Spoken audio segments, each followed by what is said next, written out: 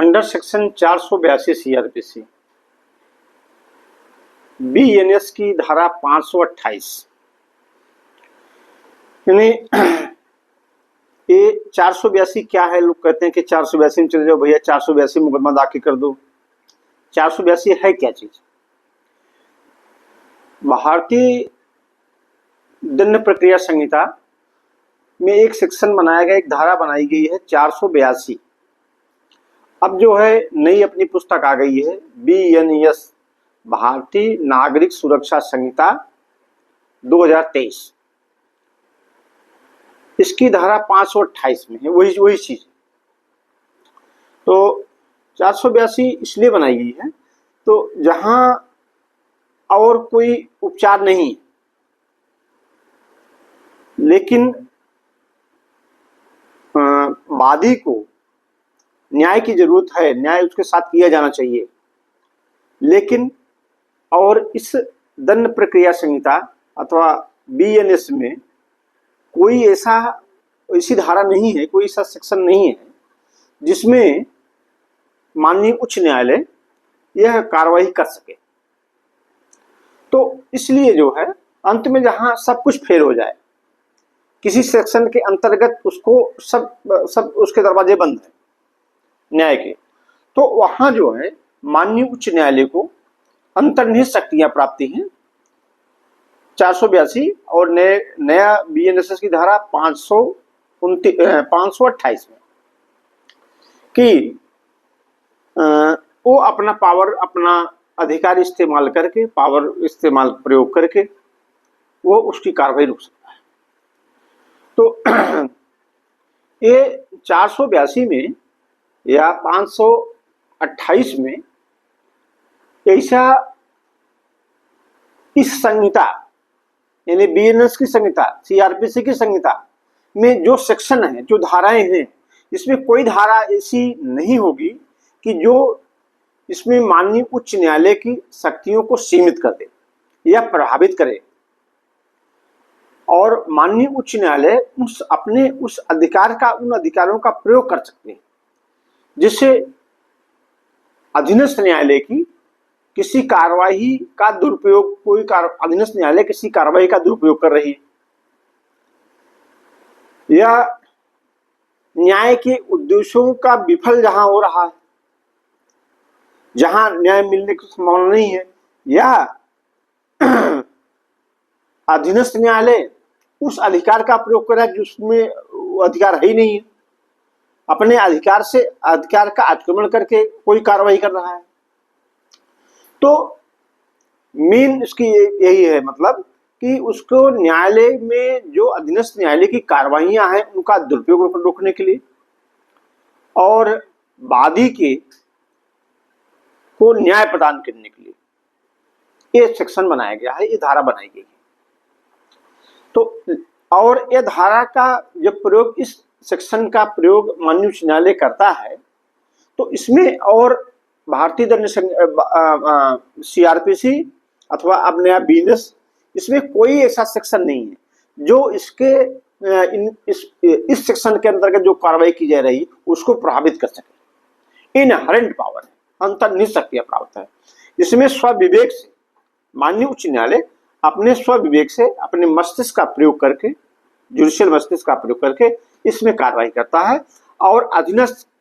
जो न्यायालय है अपने अधिकार का अतिक्रमण करके कोई कार्रवाई कर रहा है या मजिस्ट्रेट दुरुपयोग कर रहा है, किसी कार्रवाई का दुरुपयोग कर रहा है जिससे वादी को अपूर्णीय क्षति हो रही है और उसके किसी और किसी सेक्शन से वो कवर्ड नहीं हो रहा है और किसी सेक्शन में मतलब उसको चैलेंज नहीं किया जा सकता, तो उसमें कर सकता है। जैसे वो मजिस्ट्रेट ने, पुलिस ने रिपोर्ट दाखिल कर दिया, चार्जशीट पुलिस ने दाखिल कर दी, आईओ इन्वेस्टिगेशन अफसर यानी विवेचना अधिकारी ने केस की विवेचना किया और विवेचना करने के बाद चार्जशीट दाखिल कर दिया। मजिस्ट्रेट ने उसमें कुछ भी देखा नहीं, उसका संज्ञान कायदे से पत्रावली का अवलोकन भी नहीं किया और संज्ञान ले लिया, मूल्य को तलब कर लिया, जबकि विवेचना जो है बीच में से साक्ष्य नहीं है जिसके आधार पर उसको दंड किया जा सके मूल्य को। तो यदि ऐसा है कोई मतलब साक्ष्य मुलजिम के विरुद्ध कोई साक्ष्य नहीं बनता है, अभियुक्त के विरुद्ध कोई इस ढंग से आरोप नहीं बनता है, और फिर भी विवेचना अधिकारी ने गलत सलत वो विवेचना करके दाखिल कर दिया, मजिस्ट्रेट ने उसको देखा भी नहीं, अपने जुडिशियल मस्तिष्क का प्रयोग भी नहीं किया और उसको जो है संज्ञान ले लिया, यानी मुलजिम को तलब कर लिया, कहा कि पर्याप्त आधार है और संज्ञान लिया जाता है। तो ये कार्रवाई जो है अभियुक्त जो है अपने उसके जो तलबी आदि से जो समनिंग ऑर्डर है उसके खिलाफ उसको चैलेंज कर सकता है माननीय उच्च न्यायालय। अब माननीय उच्च न्यायालय देखेगा कि यदि कार्रवाई का दुरुपयोग हुआ है, वास्तव में मजिस्ट्रेट ने अपने जुडिशियल मस्तिष्क का प्रयोग नहीं किया है, अपने न्यायिक मस्तिष्क का प्रयोग नहीं किया है, तो उस समनिंग ऑर्डर को क्वेश्चन कर देगा, रद्द कर देगा, उसके अभियुक्त के विरुद्ध जो कार्रवाई चल रही है निरस्त कर देगा। इसी प्रकार यदि सेशन न्यायालय में कोई कार्रवाई चल रही है और वो कार्रवाई चलने लायक नहीं है, अभियुक्त के विरुद्ध कोई अपराध नहीं बन रहा है, इसका साक्ष्य नहीं, उसके विरुद्ध कोई अपराध नहीं बन रहा है, तो माननीय उच्च न्यायालय देखता है कि यह न्यायालय की कार्रवाई का दुरुपयोग हो रहा है, तो वो अपने 482 अर्थात अब नई धारा 528 में अपने अंतर्निहित शक्तियों का प्रयोग करते हुए उस कार्रवाई को रद्द कर देगा। यानी सेशन न्यायालय कार्रवाई चल रही वो भी रद्द कर सकता है, या जुडिशियल मजिस्ट्रेट के समक्ष जो कार्रवाई कर सकती है वो भी रद्द कर सकता है। मतलब यद्यपि यह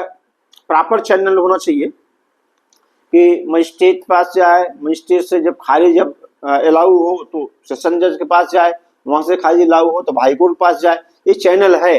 लेकिन वो दूसरे प्रक्रिया में है चैनल। अब इसमें जो है ये कहीं भी प्रयोग हो रहा है, गलत कहीं भी हो रहा है, चाहे मजिस्ट्रेट के यहाँ हो, चाहे सेशन न्यायालय में हो, अपर सेशन न्यायालय में, अपर मजिस्ट्रेट के पास, कहीं भी, या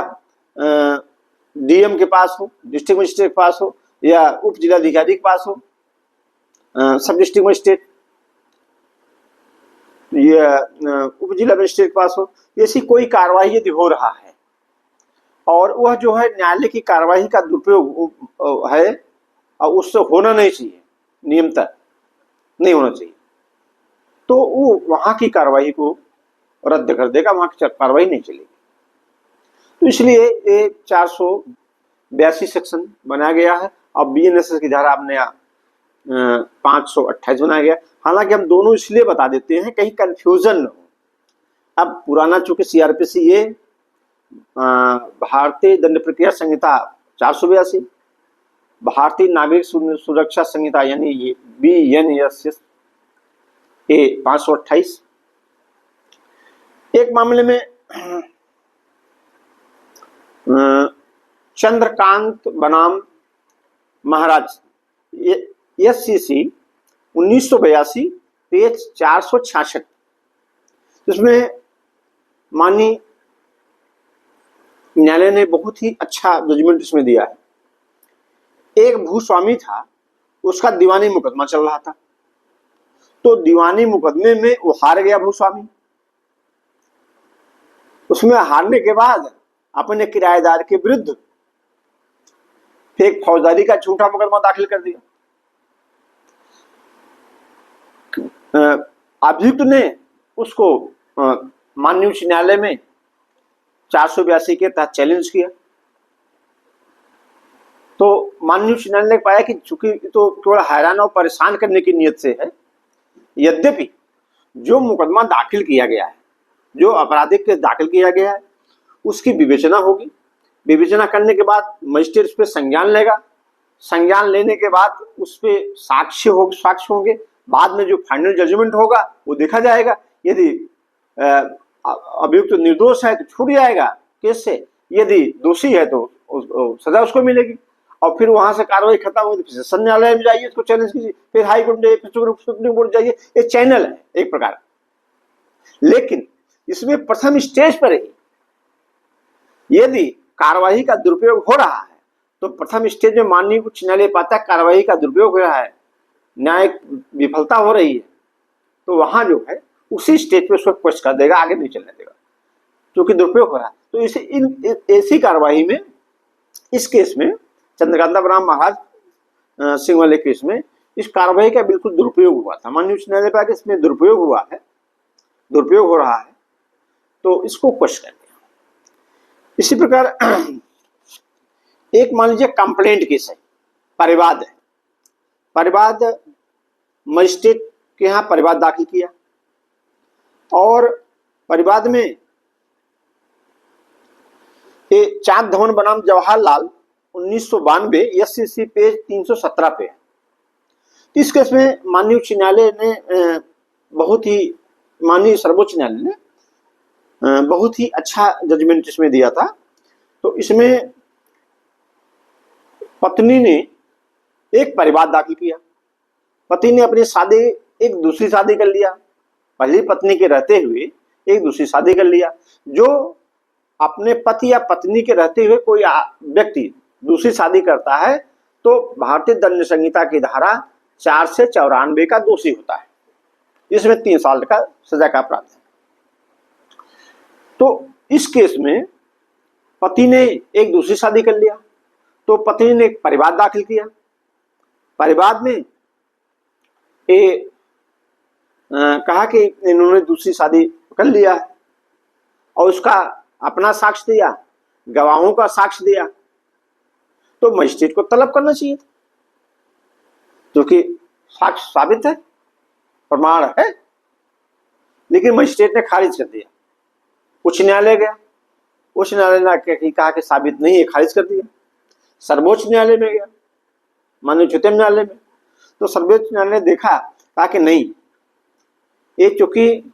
पहली पत्नी के रहते हुए दूसरी शादी कर लिया है, ये प्रूफ है, दूसरी पत्नी भी है, पहली पत्नी भी है, कोई मरा नहीं है, तो 4 से 94 का अपराध तो बनता है। परिवाद दाखिल किया गया है, परिवादी ने कहा अपने बयान में, और इसके गवाह जो हैं, साक्षी जो हैं, वो भी कह रहे हैं, तो समन करने लायक है, मजिस्ट्रेट को समन करना चाहिए था, एक केस चलना चाहिए था। तो वो ऑर्डर क्वेश्चन करके मजिस्ट्रेट के पास फिर डिमांड केस कर दिया कि ये जो है केस चलने लायक। तो इस प्रकार हम ये देखते हैं कि जहां भी मतलब न्याय के उद्देश्य, न्याय को कोई न्याय से वंचित हो रहा है, यह न्यायालय जो है अपने अधिकार का दुरुपयोग कर रहा है,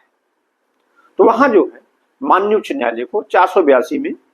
अब नई धारा 528 में अंतर्निहित शक्तियों के अंतर्निहित शक्तियां इनहेरेंट पावर है, और उसके तहत जो है वहां की कार्रवाई को रोक सकता है, रद्द कर सकता है, कुछ कर सकता है। तो अब इसी से मिलती जुलती धारा है 483, और अब बीएनएसएस की धारा 529, तो उसमें जो है माननीय उच्च न्यायालय को अधीनस्थ न्यायालय पे ये सुपरविजन का पावर है, तो उसमें और ये सुनिश्चित करते हैं कि उनके अधीनस्थ न्यायालय हैं, उनकी कार्यवाही जो है शीघ्र सुनिश्चित की जाए,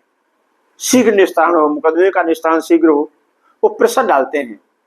कि मुकदमे का निस्तारण सिद्ध किया जाए, ये 483 और बीएनएसएस की धारा 529। तो अब हम अगला सेशन में और आगे इसकी प्रक्रिया आगे बताएंगे। अब आज का सेशन